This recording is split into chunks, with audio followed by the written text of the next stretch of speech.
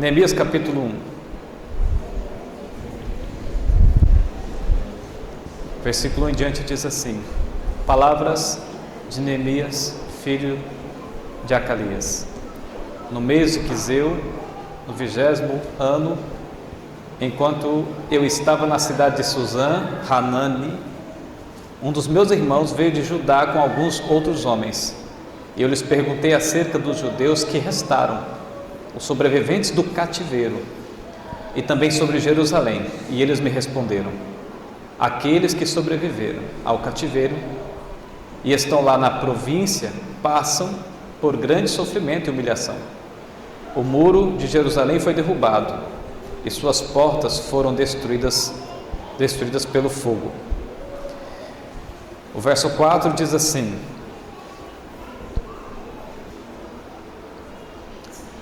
quando ouvi essas coisas, sentei-me e chorei. Passei dias lamentando-me, jejuando e orando ao Deus do céu.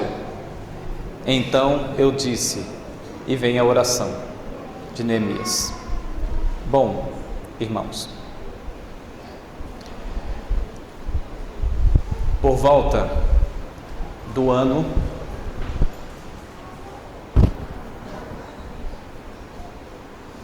de 605 a.C., Israel passava por uma situação não muito favorável espiritualmente. Deus enviou profetas para advertir e para alertar o povo de Israel. Dentre eles, nós destacamos Jeremias. Ezequiel e Daniel também estiveram ali presentes, em circunstâncias diferentes, em regiões diferentes.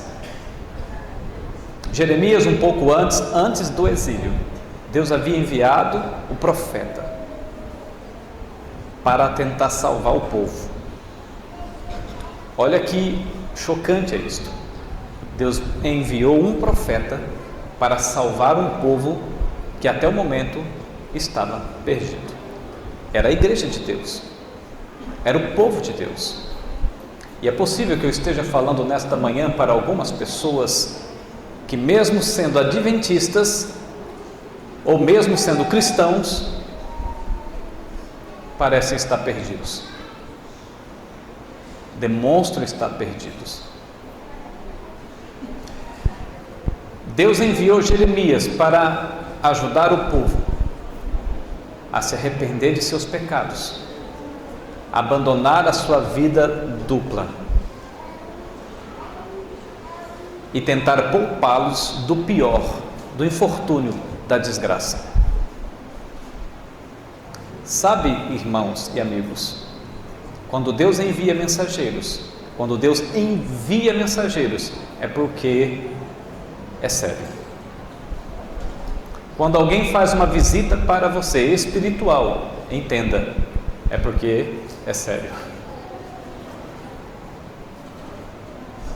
Quando alguém faz um apelo para você, não olhe para aquela pessoa como um mero ser humano.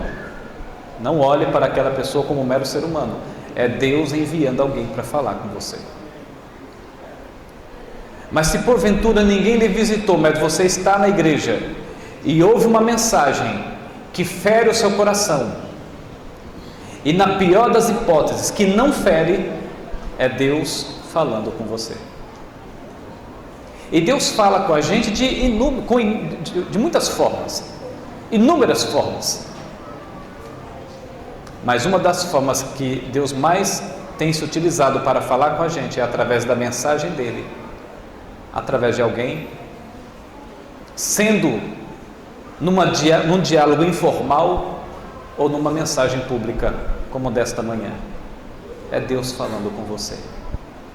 E Deus enviou Jeremias para tentar evitar a pior desgraça sobre Israel. Mas infelizmente, a reação do povo com o profeta não foi muito boa. Geralmente, quando a mensagem é desagradável, as pessoas reagem negativamente e punem o mensageiro quando deveria punir a mensagem. pune o mensageiro, quando deveria punir a mensagem. Agora olha aqui para mim, preste bem atenção no que eu vou dizer.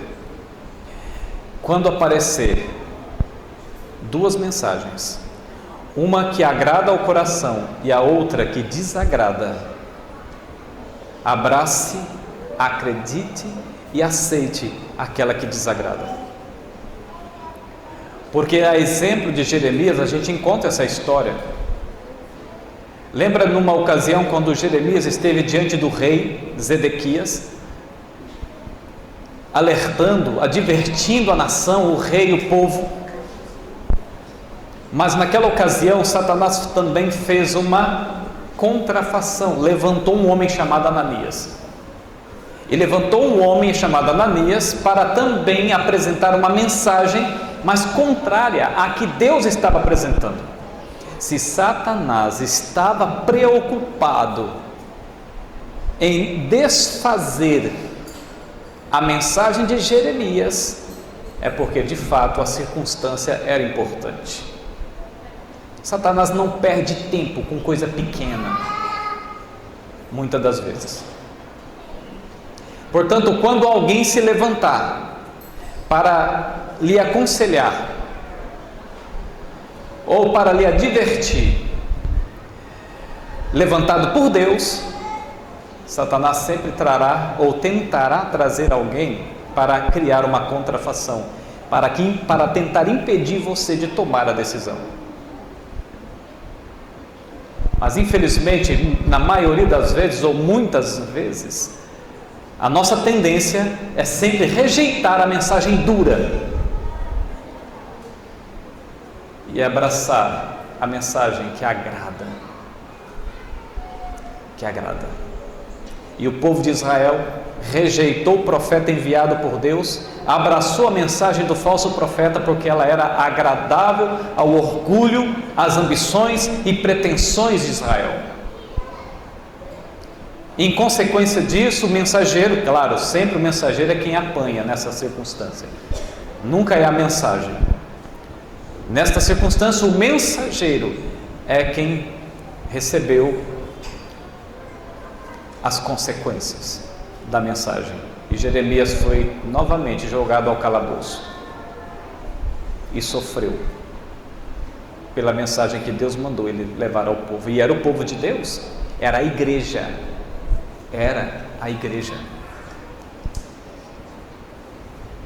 Mas o que isso tem a ver com a história de Neemias?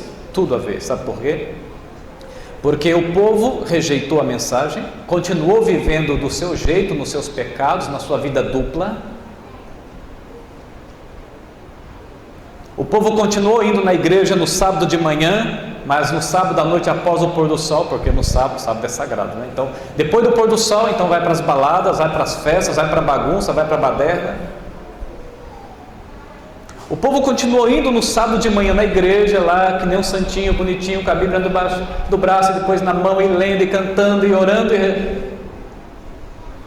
rezando não. Orando, mas à noite, vamos encontrar com a galera. E vem o copo de cerveja, e vem a noite de sexo, em alguns casos até uma pitadinha de droga.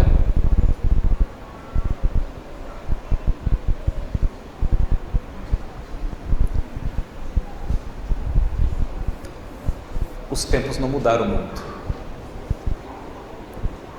Deus continua advertindo o seu povo hoje da maneira como advertia no passado. Israel continuou brincando com a vida, continua brincando com princípios, com valores. Israel continuou brincando com uma vida dupla. Israel continuou indiferente à advertência, à mensagem, ao chamado de Deus, continuou indiferente. E como alguns hoje, né? Mas o que importa é ter Jesus no... o que importa é ter Jesus no coração. Eu fiz uma visita uma vez e eu precisei dar uma advertência a uma pessoa, né? E a gente só faz isso em caso extremo, viu? Não há deleite nisso, nenhum. Caso extremo, quando é necessário chacoalhar para ver se acorda. É que nem o povo de Israel lá no Monte Sinai. Alguém um dia me questionou, perguntou: pastor, por que Deus falou de maneira dura, de maneira grossa, fez o monte tremer, um terremoto naquela hora, e veio fogo, e veio trovão e relâmpago? Porque Deus... E o povo ficou assustado lá embaixo. Tanto é que o povo, quando viu Moisés, falou assim: Moisés, não, a gente não quer ouvir Deus falar, não. Ele fala para você e você fala para a gente. Ficaram apavorados. Por que Deus agiu daquela maneira?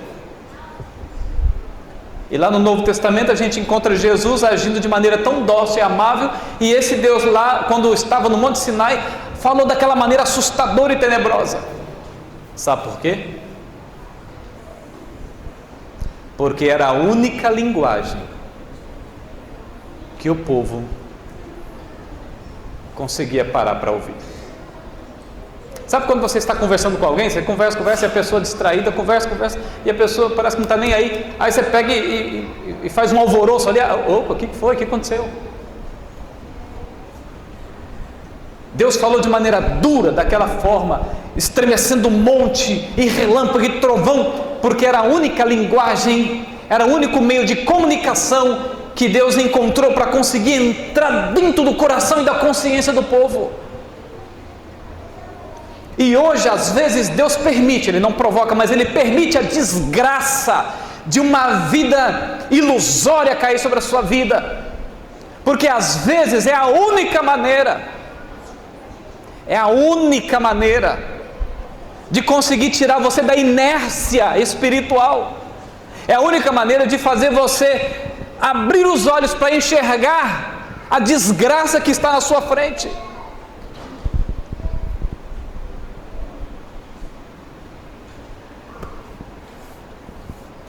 Então, o povo não quis ouvir a advertência, assim como muitos hoje não querem saber. Assim como muitos hoje vivem uma vida mascarada na igreja, mas escancarada lá fora, mostrando as misérias de uma vida que falta escolha, falta decisão firme ao lado da verdade de Deus. Ah, meu irmão, acorda, saia dessa hibernação espiritual, porque isso aqui não é brincadeira, isso aqui é uma guerra, isso aqui é uma luta, é uma batalha, tão real quanto foi a Segunda Guerra Mundial, tão real quanto foi a Primeira. Há um conflito intenso entre o bem e o mal, sendo travado bem debaixo do seu nariz. E eu pergunto: e aí? Se você acha que você está brincando com a vida, é errado. É a vida que está brincando com você. É o contrário. Então o povo de Israel, por não ter dado atenção, viu, jovens, adolescentes e adultos, o povo de Israel, por não ter dado atenção, por ter agido com indiferença e por ficar nessa ladainha de que o que importa é ter Jesus no coração, Deus conhece meu coração. Meu irmão, acorda. Por causa disso, Deus fez de tudo para salvar, Deus fez de tudo para amenizar as consequências, ajudar o povo a pegar um rumo diferente, mas não teve jeito, o povo não quis, não teve jeito.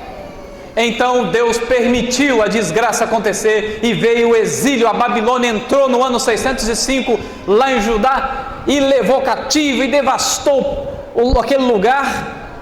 Foi um caos. Imagine, por exemplo, soldados entrando na sua casa, pegando seus filhos e levando embora à força, na marra, e separando você do seu esposo, e cada um para um cativeiro, esse aqui para esse aqui para essa, que nem aconteceu ali naquele período de Auschwitz, na Alemanha, como exemplo, onde crianças eram separadas dos pais. Era uma desgraça, um sofrimento terrível. Assim foi naqueles dias, quando a Babilônia, o rei dos caldeus, entraram em Judá e devastaram tudo. E Deus queria intervir, Deus queria proteger, Deus queria colocar um escudo protetor sobre Israel, queria amparar Mas o povo rejeitou por causa das suas ambições terrenas, por causa da sua vida cômoda, da sua zona de conforto, dos prazeres de uma vida errada.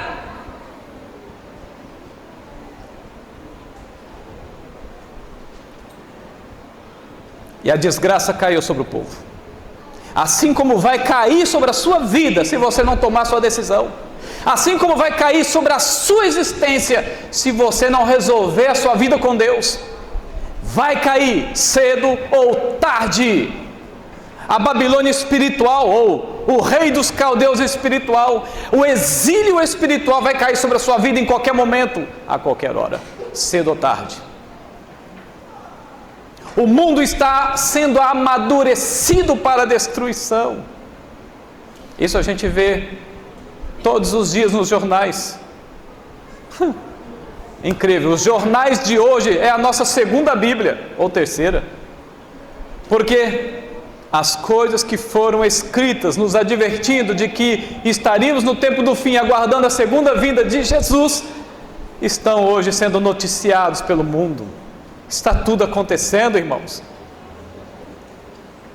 Está tudo se materializando. Mas tem pessoas que não conseguem ouvir mesmo tendo ouvidos, e não conseguem enxergar mesmo tendo olhos. É por isso que o profeta, ele descreve que chega um momento em que Deus chama os cegos, Deus chama os surdos. Sabe por quê? Porque quem tem olho não quer ver, e quem tem ouvido não quer ouvir. Então, aí Deus então convoca, faz um chamado para quem é surdo, mas embora seja surdo, está ansioso para ouvir, embora seja cego, mas está ansioso para enxergar, e são esses que Deus vai chamar na última hora, já que muitos dentre o povo de Deus, como urso polar, ou como urso, né? Seja polar, seja qualquer outro tipo de urso, fica hibernando espiritualmente. Agora em Neemias capítulo 1, depois que passa o tempo do exílio, porque foi pela misericórdia de Deus, quando passa o exílio, Deus levanta um homem para reconstruir aquilo que havia sido destruído, o centro da adoração, os muros de Jerusalém, a adoração verdadeira, o centro da adoração israelita. Deus queria restaurar, trazer de volta, para que continuasse sendo uma referência de salvação para o povo de Israel. A misericórdia de Deus superabundando novamente sobre o povo, e Deus tentando fazer alguma coisa para ajudar o povo a ter novamente a sua referência espiritual e de salvação, de redenção. Bom, mas eu quero me prender agora sobre esse personagem, um jovem chamado Neemias. Aqui no verso 4, quando Neemias ouviu falar da história, conhecia a história, e agora diante de um desafio, de uma missão na qual Deus estava atuando por trás dessa história, dessa missão, Neemias, então no verso 4 ele diz assim: olha, quando ouvi essas coisas, eu sentei-me e chorei. Eu sentei e chorei. E eu quero falar então, quero manter meu foco em Neemias e quero falar sobre três coisas que pode fazer de você alguém que pertence à seleção de Deus, assim como Neemias. Eu quero falar sobre três virtudes, três situações, três coisas que pode fazer de você uma pessoa vitoriosa em Deus, em Cristo. A primeira delas é, como Neemias, nós temos que aprender a colocar o coração onde Deus tem o coração. Ouviram aqui? Jovens, a primeira coisa é aprender a colocar o coração onde Deus tem o coração. Neemias tinha o coração aonde? no templo, na reconstrução dos muros. Neemias tinha o coração na igreja. Na igreja, inclusive eu tenho um vídeo na internet, você pode assistir lá. Se eu fosse você, no vídeo Se Eu Fosse Você, é claro, eu falo sobre namoro e casamento, mas eu digo uma coisa que é importante. A primeira coisa mais importante da vida de um jovem e de qualquer ser humano, a primeira coisa mais importante é o quê? Deus. Em segundo lugar vem a família. Em terceiro lugar vem o quê? Os estudos, a profissão. E somente em último lugar, namoro e casamento. Namoro e casamento. Pastor, qual que é a idade certa para namorar? Esse não é o nosso assunto, mas já vou dar de lambuja para você. A idade certa para namorar é aquela que você tem maturidade. E segundo a ciência contemporânea, um jovem só tem maturidade depois de 20 ou 24 anos de idade. Meu irmão, que choque, hein? Ficou difícil agora, né? Voltando ao assunto, a primeira coisa que nós devemos fazer para ser vitoriosos em Jesus, como foi Neemias, como foi Jeremias, como foi Daniel, como foi José, como foi Moisés, a primeira coisa é esta: colocar o coração naquilo em que Deus tem o coração. E onde está o coração de Deus? Onde esteve o coração de Neemias? No templo, na igreja, no povo de Deus. Onde estava o coração de José quando ele disse assim: como eu poderia pecar contra Deus? Onde estava o coração de José? Aonde? Em Deus. Onde estava o coração de Moisés? Em Deus, no povo, salvar o povo, colocar em Canaã. Onde estava o coração de Daniel, o profeta? Lembra que ele orava, quantas vezes Daniel orava por dia? 3 vezes. Ele orava em que canto ali da casa? Aonde?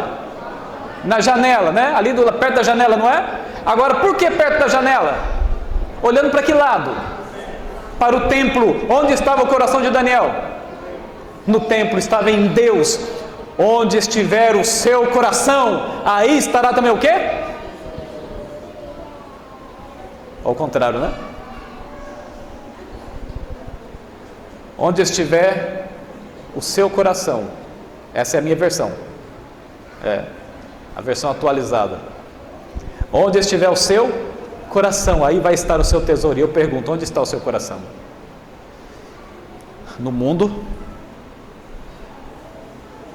No baile, na farra, naquele copo de cerveja? Onde está o seu coração? Em Deus? Na igreja? A segunda lição que podemos extrair nesta manhã, que a gente precisa aprender a amar as coisas que Deus ama. A primeira delas foi ter o coração onde Deus tem o coração. A segunda, aprender a amar as coisas que Deus ama. Aprender a odiar as coisas que Deus odeia. Aprender a amar as coisas que Deus ama. O que significa aprender a amar as coisas que Deus ama e a odiar as coisas que Deus odeia? E o que Deus odeia? O pecado. O que Deus odeia? Uma vida errada. O que Deus odeia? Aqueles lugares errados. O que Deus odeia? Tudo e qualquer coisa que impede você de crescer para o céu e que só faz você afundar para a terra. Aprender a amar as coisas que Deus ama significa aprender a olhar com mais firmeza para aquilo que é eterno, ao invés de passageiro. Aprender a olhar para aquilo que é celestial, ao invés de olhar para aquilo que é terreno. Irmãos, eu pergunto novamente: o que você ama? O que você ama?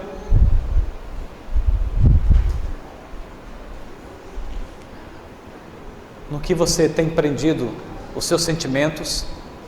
Pelo que você tem chorado? Aqui diz que Neemias chorou.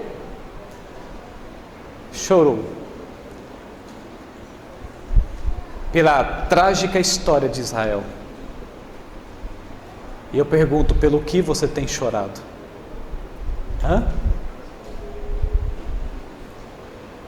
Pelo que você tem derramado lágrimas?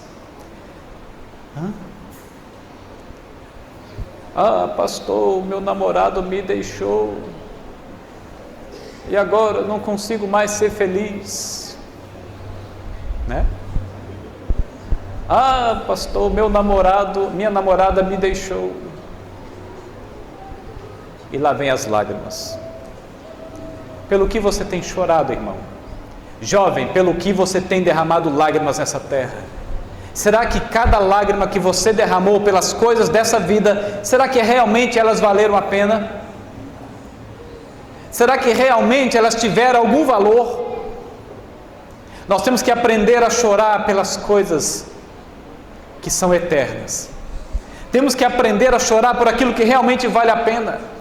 Se chora por causa de um namorado, se chora por causa de uma namorada, se chora por causa disso, mas não se chora quando tem um caráter que precisa ser renovado.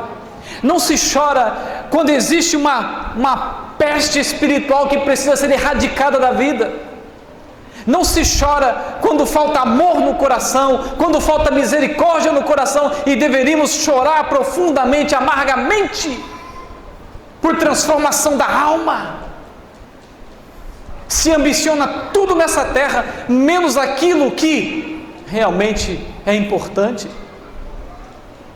As pessoas choram e se ambicionam por coisas terrenas, mas não choram e não se ambicionam pelas coisas espirituais.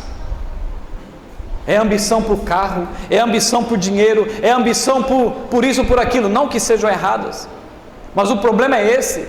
A gente se ambiciona, e chora, e se lamenta, e se esforça, e faz um esforço terrível e tremendo, mas a mesma medida de esforço, a mesma quantidade de lágrimas, os mesmos sentimentos ambiciosos não acontecem para ser um marido melhor, para ser uma esposa melhor, para ter uma filha melhor, para ser um filho melhor, para ser um irmão de igreja melhor, um funcionário melhor, para ter um caráter melhor. Se ambiciona por tudo. Quem dera que nós, ao invés de se ambicionar pelas coisas dessa terra, nós ambicionássemos em ficar firme ao lado de Jesus. Quem dera tivéssemos ambição profunda para ter paciência, para ser tolerante. Quem dera tivéssemos ambição profunda para ser um melhor filho e dar um bom exemplo. Muita coisa seria diferente. Muita coisa seria diferente no mundo e na igreja. E eu termino com a terceira e última. A exemplo de Neemias, nós temos que aprender a ver como Deus vê. Nós temos que aprender a enxergar como Deus enxerga. Por exemplo, quando Davi foi enfrentar aqueles soldados, lembra? O gigante Golias, lembra da história? Quando Davi foi enfrentar o gigante Golias, quem teve coragem de enfrentar o gigante além de Davi?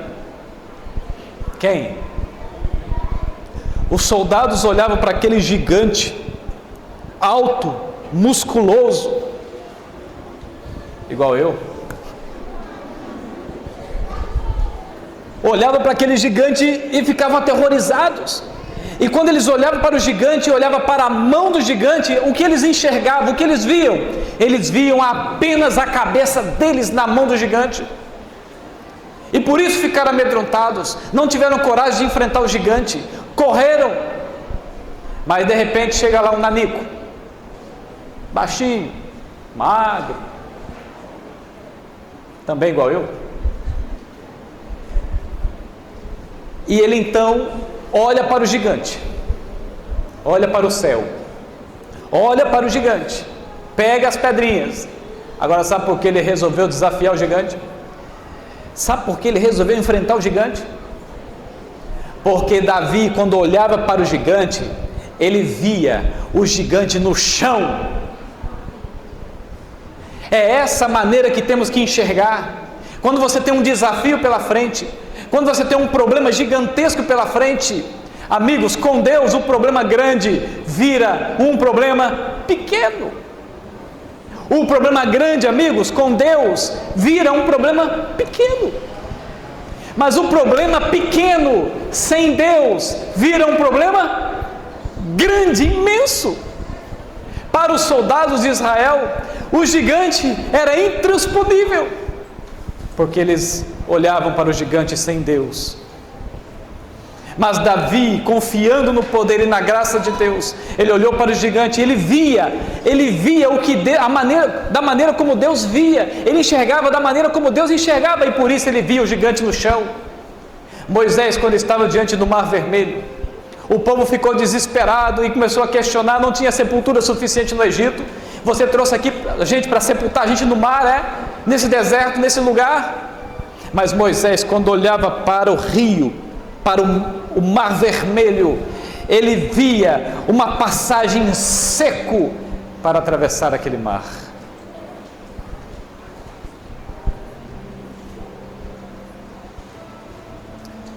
Porque Moisés, ele olhou com os olhos de Deus, com os olhos do Onipotente.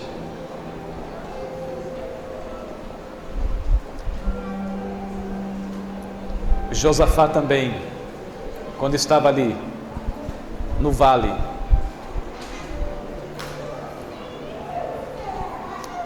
o exército de Amon e de Moabe eram 10 vezes superior ao exército de Israel. Mas Josafá e seus soldados, eles olharam para o exército da maneira como Deus estava olhando. O problema vai ser grande ou vai ser pequeno? Tudo vai depender da maneira como você lida com ele e quem estará com você lidando com ele. A razão do porquê que muitas das vezes somos derrotados nessa vida é porque a gente tem ido à batalha sozinhos, sem Deus. Jovens,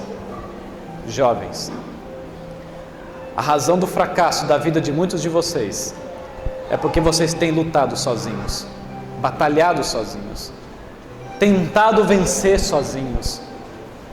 Mas eu lamento dizer, porque sozinhos a gente não consegue nada. Nada. Aprender a ver, enxergar como Deus enxerga. Como você gostaria de ver a partir de hoje? Como você gostaria de enxergar a partir de hoje? Olhe com os olhos da fé. Olhe para o seu problema. Olhe para o seu pecado. Olhe para a sua vida complicada, difícil, da maneira como Deus olha. E você vai ver o mar se abrindo. Você vai ver o gigante caindo e o exército sendo vencido. Qual vai ser a sua escolha? Qual será a sua decisão? A vitória ou o fracasso está nas tuas mãos.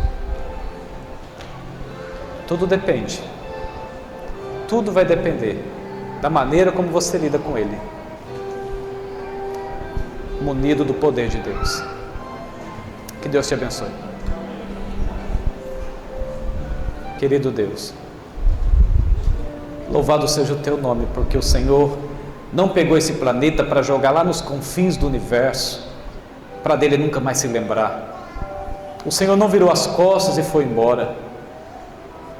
Pelo contrário, o Senhor fez de tudo para alcançar o nosso coração teimoso e difícil, duro. Nos ajuda a ter essa percepção espiritual de maneira clara no nosso coração, na nossa consciência. Nos ajuda a perceber que estamos brincando com coisa séria e que precisamos mais do que nunca manter bem ancorado o coração na eternidade. Se há pessoas aqui com pecado oculto, alcança essas vidas, chacoalha essas pessoas, Ajude-as a se purificarem ou serem purificadas pelo teu sangue precioso, pela tua graça poderosa.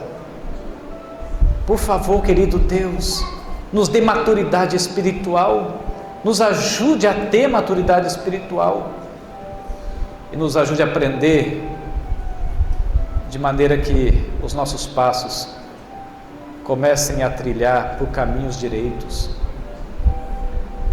Desperta-nos, reaviva-nos.